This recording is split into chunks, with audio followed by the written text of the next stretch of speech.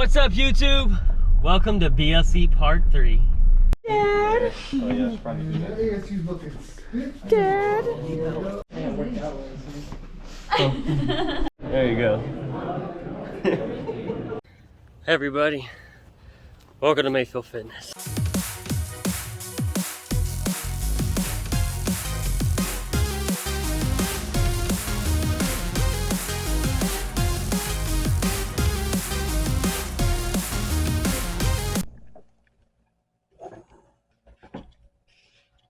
Where's my stand? Where's my stand? Right there.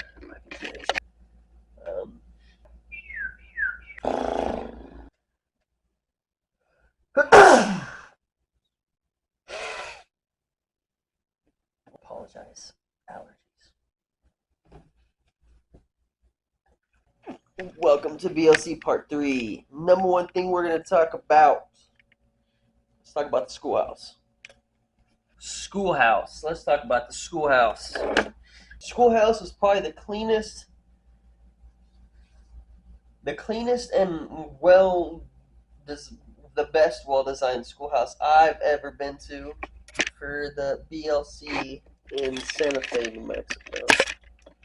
Defect was amazing. The food, not so amazing, but the actual facility itself was great. The classrooms were clean.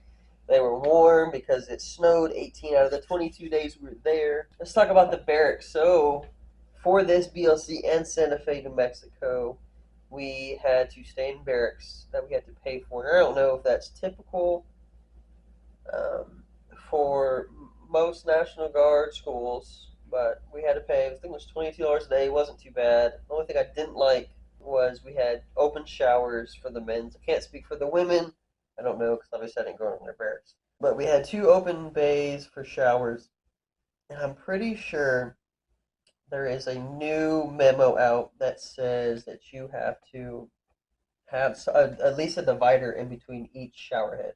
Also, we did share bays. It was about 15 beds / desks / lockers to a room, and there were 4 rooms in the males and then 1 in the females. I would have much rather paid the extra, I think it was $13 to get my own room. Because on the other side of the barracks, they had single rooms. That's a school that caters to BLC, 88 Mike School, and I think another school as well. Let's talk about the curriculum. Day 1, or day 0 is what we say in the Army. You show up, you do in-processing, and during in-processing, you do height and weight. Now, that took a lot of people by shock. A lot of people had been flying all day or all night, and they've been eating junk food. So whether they normally passed or not, a lot of them didn't pass because of that. And I think height and weight should wait till the next day, which is where they do your height, they do your weight, and if you don't pass, the Army standards of height and weight, which is extremely outdated. There's multiple reasons for why I disagree with the Army's height and weight and tape. People were bloated from the crap they were eating at the airports or on the way to the airports or whatever their case may have been. On the road, like I drove. I was just lucky enough to drive up the night before, and I knew we were doing height and weight, so I didn't eat that morning to go to school, so I was able to pass height and weight. I was like 8 pounds under my max weight. Day 2, you actually start your class. You are introduced to your instructors. I had 2 really good instructors. One was a prior mechanic like myself and was into weightlifting like myself. He actually does bodybuilding shows. Awesome dude. He actually taught in the best manner that I could learn, but there was also student-driven discussions throughout the whole course. So with that being said, week 1, you will dive into your first essay, which ours was on SHARP and how, as a squad leader or leader, you could implement things to stop or prevent sexual assault, sexual harassment, things going on in our direct control of the Army, which I really enjoyed writing the essay. You also do PRT, how to actually do the movements of PRT, and you don't learn that. They go over it once in class, at least that's how they did for us, and then we had to study it, and then we are graded on how you perform in front of a formation. So you were to guide people through the PRT session, which for me was the preparation drills, hip stability, military movements 1 and 2, and then the recovery. Some people had obviously the preparation and recovery drills, but they also did shoulder stability and strength training. We also went over DNC, drill and ceremony, which is marching, facing movement, and inspecting your soldiers. And they don't care what your soldiers do. That the formation you are marching and inspecting, they care about how your cadences, your walk, your talk. Are you calling the right faces? Are you forming it on the right foot? So actually, that is the highest grade I got during the course was during drill and ceremony. I got a 95 on that, and that's because I did not exaggerate my movements up and down when I was pulling the inspection, looking up and down. Not too upset about that. I mean, I feel like I looked up, but the grader saw what the grader saw. I'm not going to argue with the staff sergeant about my grade. That's what they felt it was, and it is what it is. And then you'll go into your second essay and your third essay, which you'll be given topics from your instructors to go over, which are Army based, and that's when you start really learning about Army writing if you have not learned about the Army style writing. You will also give a public speech to the end of week 2, to the beginning of week 3, and then a CIT, which is where you will give your class. So mine was on how to evaluate a casualty. I actually think I did really well, but they want you to get it in a time frame. So like public speaking. They want you to give your public speech between 8 and 12 minutes. Or at least my instructors did, and then your class that you have to give, they want between 28 and 32 minutes. I had 22 minutes. For whatever reason, I thought it was plus or minus 10 minutes. With that being said, those are your GPA assignments. You also take a PT test, and that's a pass or fail. If you do not pass the second PT test, which they do give you 2 chances on everything to pass, then you do not graduate, unfortunately. And we took it the first time in like 12-degree weather, snow on the ground. They try to get as much snow off the ground as they could and off the track. I really enjoyed my classmates. I really enjoyed the discussions that we had in class. Sometimes you would get the angry side, but you had to. Well, what the instructors told us is to keep an open mind. You don't have to agree with somebody. Not everybody has the right angle on everything. Sometimes somebody else has a better way of doing it, or a better way that works for them, and it does you. And to be open to leading, because you are supposed to adapt your leading style as best as you can to the soldiers you have, not your soul. And your soldiers do have to adapt a little bit to how you lead, but you have to understand that for them to learn, and the best way for them to succeed is for you to adapt so they can be the most successful. Set them up for success. I'm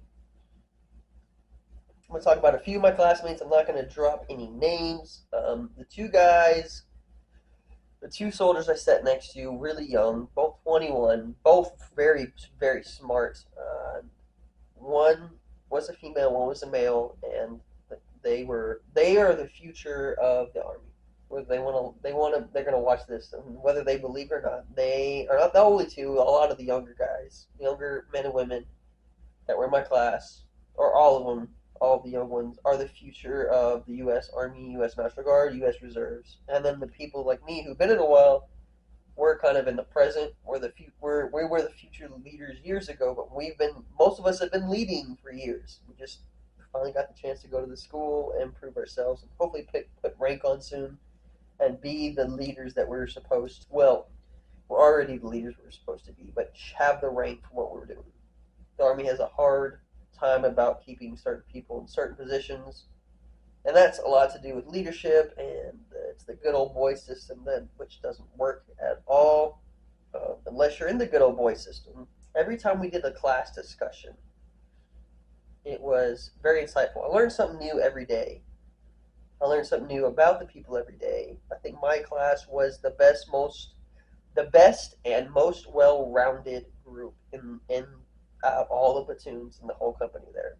And I don't say that because just being biased, but because we were able to have a difference, talk about it, understand the other side, and whether we agree or not, we are able to still come together as a team and go forward with the problems that we were dealing with, or the problem solving we needed to do. Some people took leads on one thing, other people took leads on others.